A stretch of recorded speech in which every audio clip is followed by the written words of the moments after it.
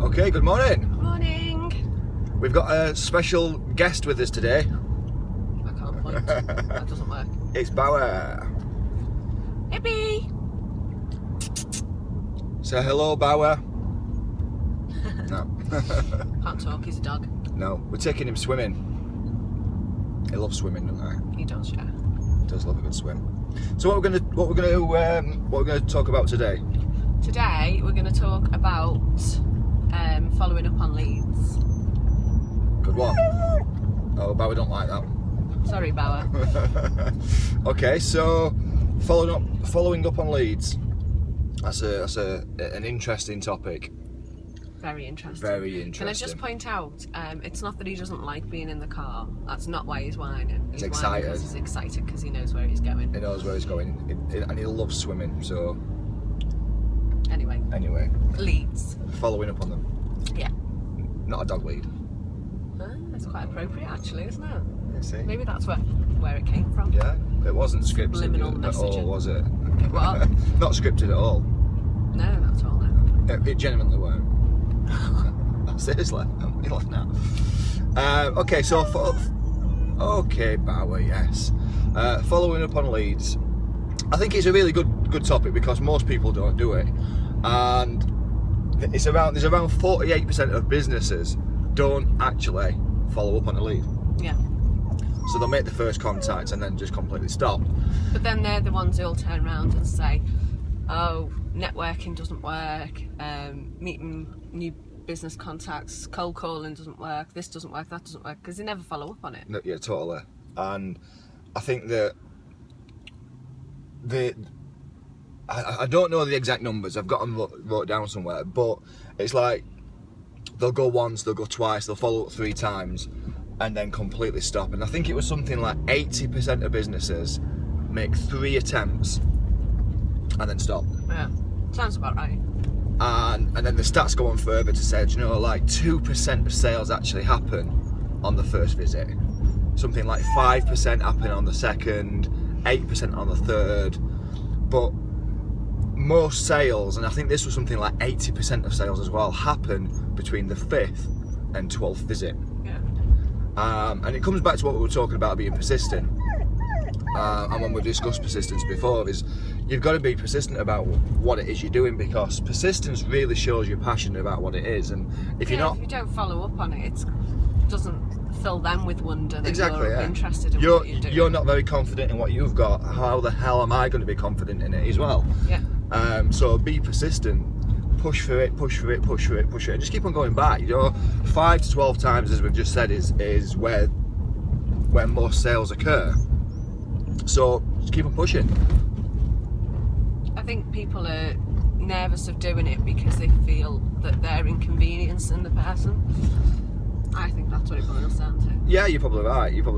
And the thing is, as well, it does feel uncomfortable, doesn't it? Do you know, when you're being persistent and you're putting pressure on people, it can feel very uncomfortable. And it's just a comfort zone. Yeah. It's getting yourself out of that comfort zone and keep on pushing through. Okay, Bauer. You'll be swimming soon before you know it. He dives in. He's like that. Tom Daly's got no on him, has he? No. Really good dives. Although he didn't used to. No, he was petrified before, weren't he? Yeah. Actually shaking like what a dog does. You like that? Yeah. It was pretty cool. Good one. Pretty cool, yeah. Anyway, so networking, that he says, is an interesting one as well, because there's so many people that come away from networking saying it doesn't work, and following up on them is exactly the reason why it doesn't work. You know, they go into, and I remember the very first networking meeting that I ever went to. It was over in Rotherham. Yeah, and I'd never been networking before, and I went, and there were a big group. There must have been maybe 50, 60 people there. Yeah. All businesses, and I walked in and my eyes almost lit up. I was like, yes, all these people. What networking group was it? I forget its name. No, I can't actually. I forget its name now. Do you remember your first networking? I remember it, but I don't remember the name. If I looked into it, I probably would do actually. Yeah. But I remember thinking, wow, 60 people, 50, 60 people I can sell to. I'm buzzing. And I walked away very disappointed because obviously networking is not about selling to the group, it's about selling through them. Do you know, build your rapport. Well, unless superstar networker. Yeah, but you're a woman. An attractive woman. Oh, smooth. But it's about selling through the group. You know, you build your relationships with the people what's there, and you need to follow up with these people. You need to get to know them. You need to build a rapport. And again, it comes back to being able to follow up. Yeah. I think my one was bordering on doing the impossible because it was BNI, wasn't it? Yeah, BNI. And BNI is an interesting group, to be honest. I mean, they're the pioneers, aren't they, of the whole networking industry. And I know lots and lots and lots of people who have been BNI members. I was a member for a year. It wasn't for me. It wasn't what I wanted from networking. And yeah, I picked up some work. I know people who've picked up hundreds of thousands of pounds worth of work from BNI. But it's just too militant. Do you know? It's just too. For me, I understand that there's people out there what want that kind of. Yeah, they need the structure. They need the structure, yeah. But check them out online. Do you know? Go online, check out BNI. They're all over the world, and I thought that's what all networking was like, because that was my first experience of networking, and it was quite terrifying because you didn't warn me what it was going to be like. I think I did. I don't think you did. Yeah, I did. No, you never. Because I think if you had, I might not have gone. Yeah. Because I was a bit scared by it.